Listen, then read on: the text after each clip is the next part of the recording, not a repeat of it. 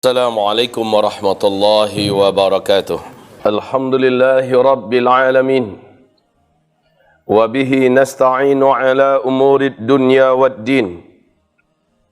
Ashhadu an la ilaha illallah. Wa ashhadu anna sayyidana wa habibana Muhammadan abduhu wa rasuluh. La nabiyya ba'dah.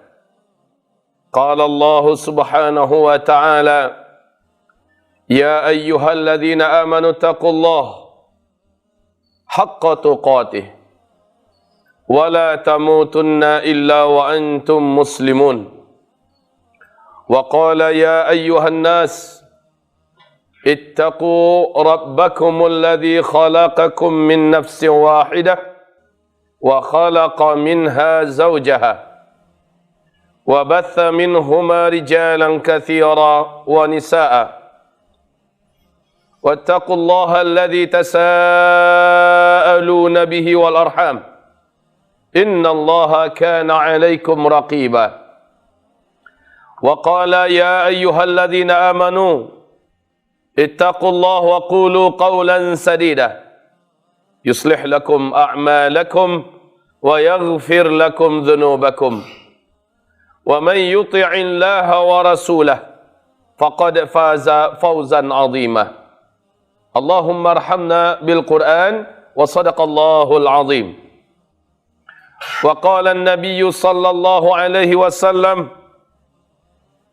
إنما الأعمال بالنيات وإنما لكل امرئ ما نوى فمن كانت هجرته إلى الله ورسوله فهجرته إلى الله ورسوله ومن كانت هجرته لدنيا يصيبها أو امرأة ينكحها فهجرته إلى ما هاجر إليه أما بعد عباد الله,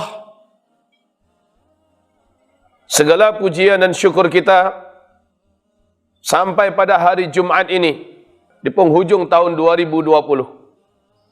Kita diberi oleh Allah kehidupan.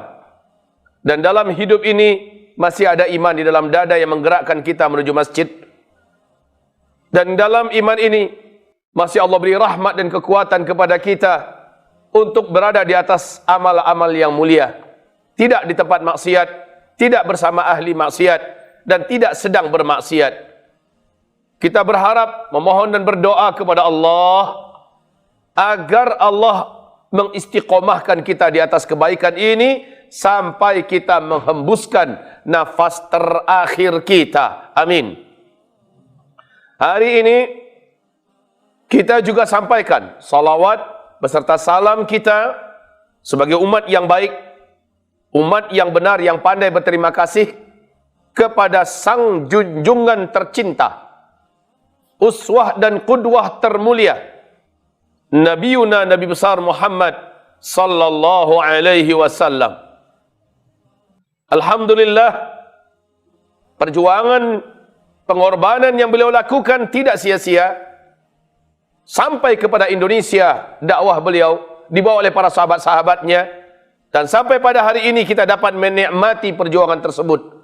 Maka sudah sangat pantas bila kita beradab kepada beliau, rajin mengucapkan salawat dan salam terhadapnya sebagai bentuk umat yang benar, umat yang pandai berterima kasih. Allahumma salli ala hadhan nabi wa ala alihi wa sahbihi wa man tabi'ahu bi ihsanin ila yaumiddin. Amma ba'du, ibarat Allah yang kami muliakan, dari jam 6 sampai jam 8 telah sampai berita berkembang dan menyebar 2 orang ulama, 4 orang ulama, pimpinan-pimpinan pondok pesantren, da'i-da'i yang terkenal, meninggal dunia hanya dalam 2 jam. Kiai Haji Qahwatul Adib Munawar di pondok pesantren Langitan. Yang kedua Habib Tahir Abdullah Al-Kaf dari Tegal. Yang ketiga Kiai Haji Faiq Rabayan dari Jepara. Dan yang keempat Habib Umar bin Aqil bin Yahya dari Gresik. 4 ulama dalam 2 jam. Dan ini sulit menemukan penggantinya. Hari ini ada camat yang meninggal, ribuan calon camat akan siap menggantikan. Hari ini gubernur meninggal, antri orang bahkan dengan cara apapun bisa menduduki posisinya. Hari ini presiden meninggal, dengan cara apapun akan banyak yang mau mendapati posisi itu. Tapi kalau satu ulama yang meninggal, maka siapakah yang akan menggantinya? Berapa tahun lagi atau berapa puluh tahun lagi kita butuh waktu untuk menunggu munculnya ulama-ulama berikutnya. Dari bulan Februari sampai bulan November, 92 orang ulama lurus yang telah Allah wafatkan dari Republik Indonesia ini. 92 orang ulama garis lurus. Mereka ulama yang tabah, yang sabar, yang ikhlas, yang keilmuannya mendalam. Baik itu dari Nahdlatul Ulama khususnya yang bergaris lurus, ataupun dari Muhammadiyah dan lain-lainnya. Bahkan yang terbaru, 2 orang ulama besar Saudi beberapa hari belakangan meninggal dunia. Saudara-saudaraku, susul menyusul. Sekarang ini ada beberapa kiai kita, ada beberapa ulama kita yang sedang dalam kondisi berat. Bahkan ada yang kritis. Para ulama Allah ambil dalam waktu yang sangat berdekatan. Saudara-saudaraku, dengan krisis Suriah yang ada, para ulama-ulama kelas dunia meninggal dunia dengan cara dibunuh. Di Yaman dengan huru-hara dan kekacauan sekarang, tidak sedikit masyayikh di sana yang meninggal dunia karena tua, karena sakit, dan banyak yang dibunuh. Di Arab Saudi, penangkapan besar-besaran terjadi kepada para alim ulama. Maka dalam hadis riwayat Imam Bukhari, Rasulullah sallallahu alaihi wasallam bersabda, "Innallaha la yaqbidul ilma intiza'an."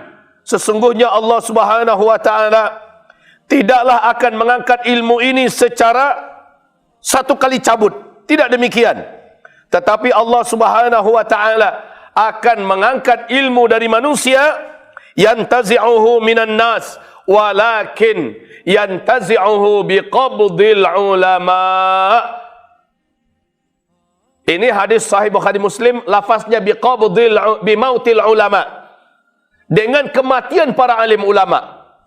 Kemudian ibarat Allah yang kami muliakan, dalam hadis lafaz Bukhari saja biqabdil ulama. Jadi qabdil ulama itu dengan 2 pengertian. Para ulama-ulama yang benar ditangkap-tangkapin dan dibungkam mulutnya. Dia tidak bisa lagi menyampaikan dakwah, dia tidak bisa lagi memberikan fatwa, dia tidak bisa lagi menjelaskan halal dan haram.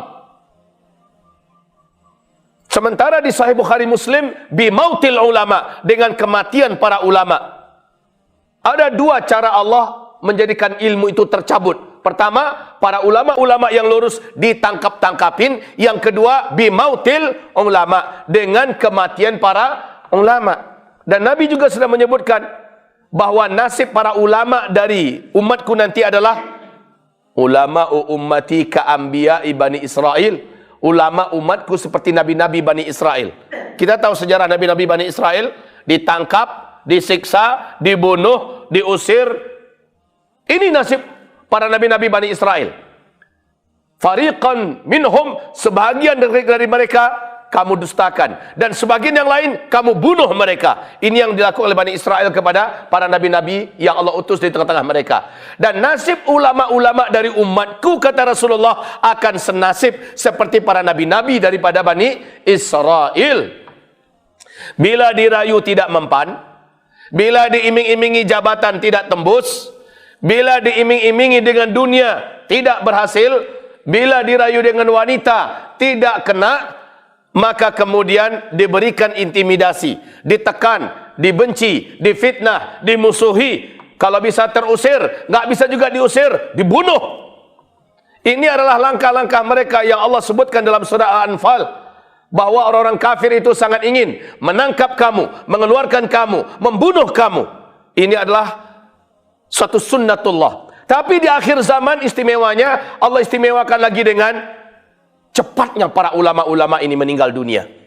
Ibarat Allah, hamba-hamba Allah yang kami muliakan, ma'adhanallah, ketika kita melihat kondisi yang semakin genting ini, maka apa yang harus menjadi buah renungan fikiran kita?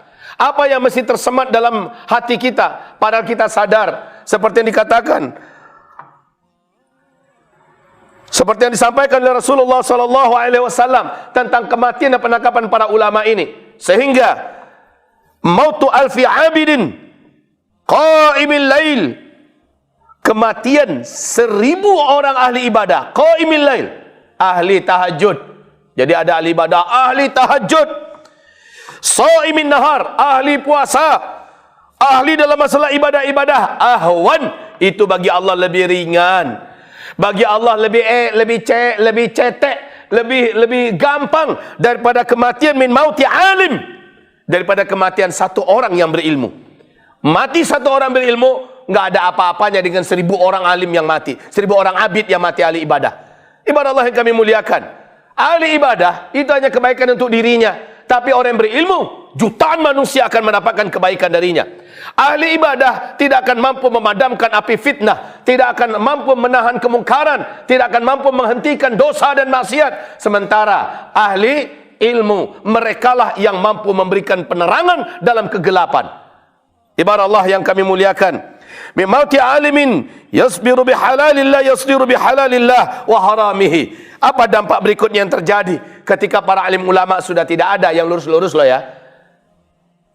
Apa yang akan terjadi? Yang terjadi berikutnya adalah hatta innahu idza lam yabqa aliman, sehingga ketika tidak lagi tersisa orang-orang yang alim, otomatis manusia akan mendengarkan penjelasan orang-orang bodoh tapi sok alim, sok ngomong bicara tentang agama, atau ulama-ulama usuk, ulama-ulama penjilat, ulama-ulama yang memburu jabatan, ulama-ulama yang berlari di belakang amplop, ulama-ulama yang berharap mendapatkan dunia dari kekuasaan, ulama-ulama yang mendatangi pintu-pintu pemerintah, ulama-ulama yang tidak takut dengan akhirat, ulama-ulama yang senantiasa memutarbalikkan ayat demi kepentingan kelompok dan organisasi, demi kepentingan partai. Ulama-ulama macam inilah yang tersisa, karena mereka yang diberikan panggung, mereka yang diberikan kesempatan untuk beraktivitas dan bergerak. Apa yang terjadi?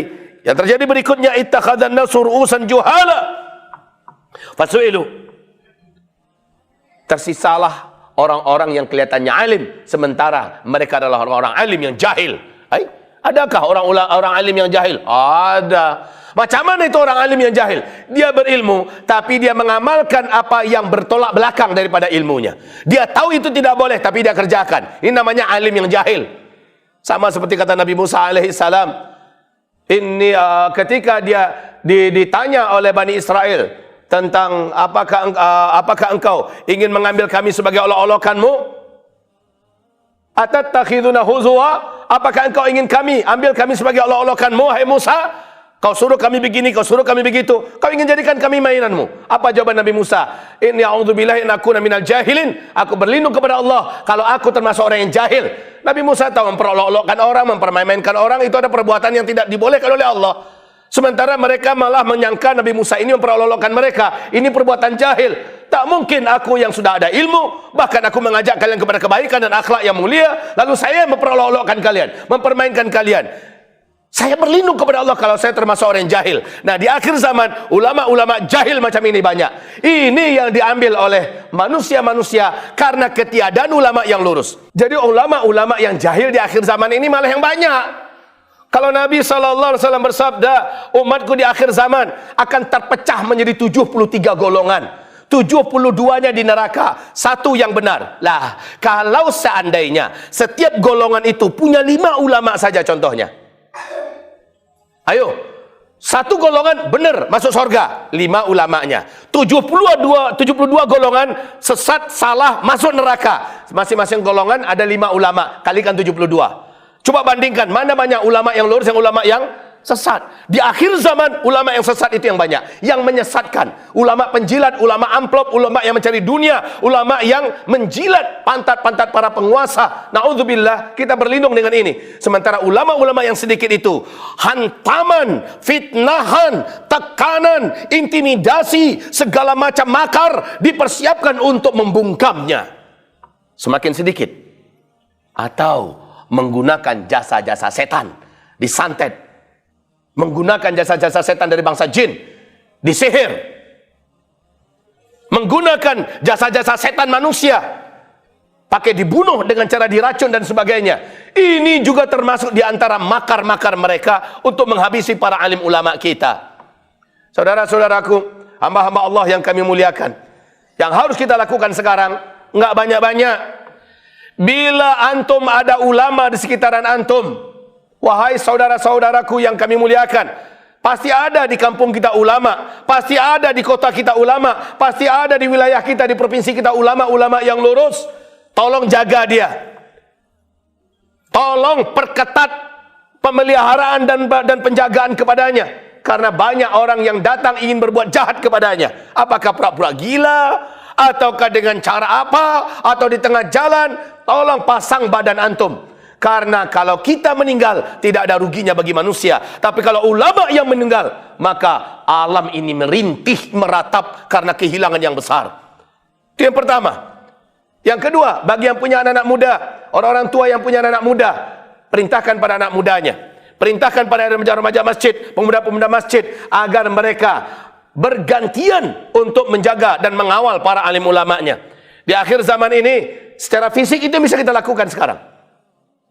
Sementara, ya siapapun di antara kita yang ahli ruqyah,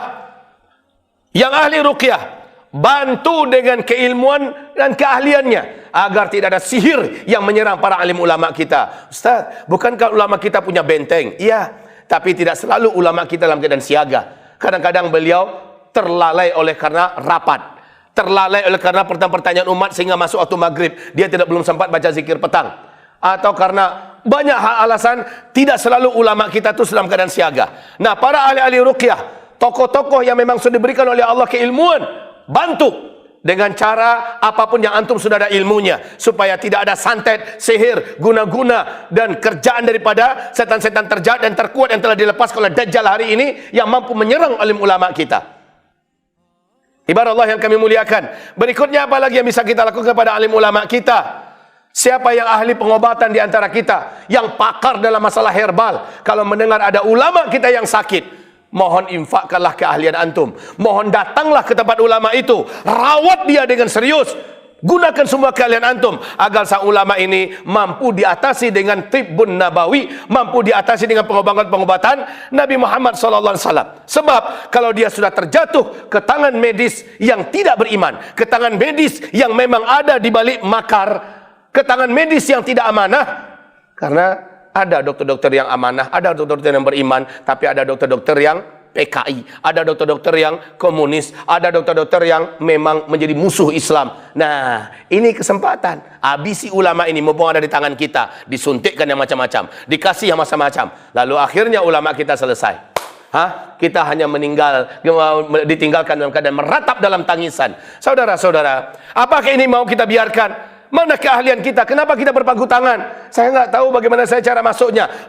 Dekat ke sana merapat. Ambil dulu tazkiyah dengan ulama setempat, bahwa saya memang adalah ahli tibun nabawi yang diakui dan beliau kenal. Maka bawa itu kepada keluarga ulama kita yang sakit. Kasih tahu bahwa ini adalah rekomendasinya. Lalu saya ingin ikut menterapi dengan serius, dan saya wakafkan keahlian saya, waktu saya, bahkan saya siap membantu dengan obat-obatan tibun nabawi semampu saya. Begitu siapapun yang ahli, dekati para alim ulama kita sedang dalam keadaan berat, dalam perawatan yang sangat berat. Dia adalah ulama penggerak, ulama tokoh pemersatu umat di daerah Jawa Tengah sana, ahli syariat, ahli fikih, dan beliau dalam keadaan kondisi berat. Wahai saudaraku, siapa yang ahli di antara antum tentang pengobatan Islam, merapat, segera bantu beliau. Mudah-mudahan beliau belum terjatuh ke tangan yang salah, tangan-tangan yang jahat. Bantu beliau. Berikutnya kami bagaimana Ustaz? Kami maksudnya Anda semua. Maka tugas kita adalah doakan. Bila kita secara fisik tidak mampu, secara finansial juga tidak mampu, ya, secara keahlian kita tidak punya apa-apa, maka kita punya senjata terkuat, yaitu doa. Kalau sebanyak ini berdoa, bagaimana dengan sekian masjid berdoa? Bagaimana kalau seluruh masjid se-Indonesia di hari Jumat ini mengajak berdoa, ya Allah, sembuhkanlah siapapun kiai-kiai kami, ulama-ulama kami, habib-habib kami, ustad-ustad kami, da'i-da'i kami, tokoh-tokoh masyarakat kami yang sedang sakit, baik itu sakit medis atau penyakit yang tidak jelas. Ya Allah, sembuhkan beliau. Coba kalian serentak berdoa, baik secara kolosal, secara massal, atau berdoa secara pribadi. Habis tahajud, doakan mereka. Sebelum kita doakan orang tua kita, sebelum kita doakan diri kita, doakan dulu itu. Doakan dulu mereka-mereka, ulama-ulama kita ini. Minimal ini yang paling kecil yang bisa kita tolong, yang bisa kita lakukan dalam rangka menolong para alim ulama kita. Lakukan ini serius. Dan jangan sekali, berulang-ulang sampai kita dengarkan kabar. Ima beliau sembuh atau beliau sudah syahid meninggal dunia. Begitu. Begitu juga yang sedang diperangkap dengan perangkap-perangkap yang banyak untuk ditangkap dengan fitnah-fitnah yang gak karu-karuan, yang fitnah-fitnah yang membabi buta. Ambil mereka itu dalam perlindungan kita dengan cara doakan mereka. Berarti kita ambil para ulama, kita masukkan dia dalam doa kita. Itu lakukan. Jika kita lakukan, semoga masih ada iman dalam dada antum, karena antum pencinta pewaris-pewaris Nabi, antum pencinta umana'ur rusul. Tapi jika antum tidak melakukannya, demi Allah, saya tidak mampu mengatakan apakah ada iman di dalam dada antum. Apakah ada rasa cinta dalam dada antum kepada para umara, kepada para umana urusul, kepada warasatul anbiya. Jadi doakan mereka, lindungi mereka dengan doa antum, dan jangan pernah melupakannya setiap kali antum berdoa. Semoga bermanfaat apa yang kami sampaikan, dan semoga ada ibrah yang didapatkan dalam pengamalan apa yang harus kita lakukan. Barakallahu fikum. Nastaghfirullahal azim li wa lakum. La haula wa la quwata illa billah. Istaghfiru rabbakum innahu kana ghaffara yursilis samaa 'alaikum midrara. Alhamdulillahil wahidil ahad. Al-fardis samad. Alladzi lam yalid wa lam yulad wa lam yakul lahu kufuwan ahad. Ashhadu an la ilaha illallah wa ashhadu anna sayyidana wa habibana Muhammadan abduhu wa rasuluh la nabiyya ba'dah. Allahumma falakal hamd kama yanbaghi li jalali wajhik wa azimi sultanik. Kepada seluruh anak-anakku di Pondok Pesantren Mahat Mulazamah Al-Hufaz ini, ulama-ulama masa yang akan datang, pastikan mereka itu adalah kita. Minimal antum sudah mempersiapkan diri walaupun tahu resikonya. Anak-anak abah dari sekarang mempersiapkan diri walaupun tahu resikonya. Kalau saya jadi ulama, apakah nasib saya akan seperti para nabi-nabi dan rasul Bani Israel? Mungkin. Lalu setelah itu sampailah kita di fase kelima. Fase itu dunia sudah aman, dunia sudah nyaman, dunia sudah tentram, sudah makmur, sudah kuat, sudah sehat. Islam yang memimpin dunia. Ibarat Allah yang kami muliakan. Untuk anak-anakku sekalian, optimislah kalian bahwa masa depan adalah untuk kita. Masa depan adalah untuk Islam, dan para pemimpinnya adalah kalian. Dan itu tidak lama insya-Allah taala. Kalau Allah panjangkan umur, itulah karunia Allah Subhanahu wa taala. Tapi kalau Allah ambil kami, karena hadisnya memang demikian, maka kami sudah umumkan pada kalian bahwa pelanjut kami adalah kalian semuanya. Bersiap-siaplah kalian dengan diri kalian, bersiap-siaplah kalian dengan tekad kalian. Kalian menjadi orang besar, tidak ada orang yang lebih besar melebihi ulama. Kalian menjadi orang terkenal, tidak akan ada yang lebih terkenal melebihi ulama. Kalian menjadi pemimpin dunia dan akhirat. Di akhir zaman, para ulama lah menjadi pemimpin dunia, sebagaimana kelak dia akan memimpin akhirat. Barakallahu fikum. Allahumma salli wa sallim ala hadhan nabiyil karim wa ala alihi wa sahbihi ajma'in wa man tabi'ahu bi ihsanin ila yaumiddin. Allahumma ighfir lil muslimina wal muslimat wal mu'minina wal mu'minat al ahya'i minhum wal amwat bi rahmatika ya sami'un ya qaribun ya mujibad da'awat ya arhamar rahimin. Ya Allah ya Rabbana, berikanlah penjagaanmu, berikanlah pemeliharaanmu, berikanlah pembelaanmu, berikanlah perlindunganmu ya Allah, serta sembuhkan, sehatkan seluruh yang sakit di antara alim ulama kami ya Allah.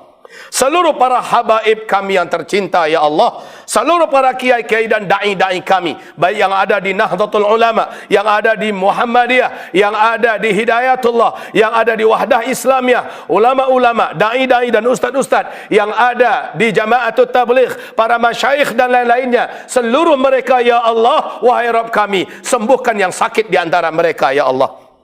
Angkatlah seluruh penyakit-penyakit mereka ya Rabbana. Engkaulah Asy-Syafi, sang maha pemberi kesembuhan, serta lumpuhkan, mandulkan dan mantulkan seluruh makar-makar busuk yang dipersiapkan untuk menjebak para alim ulama kami ya Allah, untuk menghabisi, untuk menghadang langkah dakwah, bahkan untuk menyebarkan fitnah, membunuh, mematikan para alim ulama kami, para da'i-da'i kami di akhir zaman ya Allah. Wahai Rabb kami, kepada Engkau kami mengadukan ketiadaberdayaan kami, kepada Engkau kami sampaikan kelemahan kami. Hanya Engkaulah sang wali orang-orang yang beriman, hanya Engkaulah al-wakil, fa innaka ni'mal wakil, ni'mal maula wa ni'man nasir.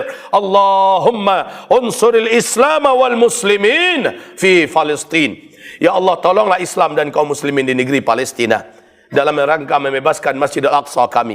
Tolonglah umat Islam dan kaum muslimin di Suriah sana ya Allah, di seluruh biladus Syam, dan seluruh kaum muslimin muslimat, mukminin mukminat yang mazlumina dan mazlumat. Anta waliyuna ya rabbal mustad'afin, ya rabbal mustad'afat. Ya Allah, ya Rabbana, tolonglah umat Islam dimanapun saja berada saat ini, termasuk di Indonesia yang tercinta ini ya Allah.